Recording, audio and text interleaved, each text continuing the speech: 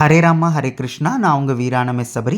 ஆண்டாள் திருவடிகளே சரணம். இப்ப நீங்க பாக்குறது ஸ்ரீரங்கத்துல கண்ணாடி அறை சேவையில் இருக்கிற அந்த ஆண்டாள் தான். ஸ்ரீரங்கத்துல மார்கழி மாசம் வந்துச்சு அப்படின்னா ஒவ்வொரு பாசுரத்தையும் கொலுவா அவங்க அலங்கரிச்சு வைப்பாங்க.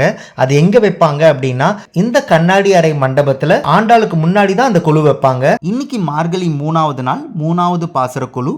இதுக்கு முன்னாடி பாசுரத்தோட கொலுவை நான் இந்த வீடியோ டிஸ்கிரிப்ஷன்ல கொடுத்துருக்கிறேன், வேணுன்றவங்க பார்த்துக்கலாம். ஓங்கி உலகளந்த உத்தமன் பேர்பாடி அப்படின்னு தான் இந்த பாசுரம் ஆரம்பிக்குது. அதுக்கேற்ற மாதிரி ஓங்கி உலகளந்த பெருமாளையே அலங்காரமா வச்சிருக்காங்க.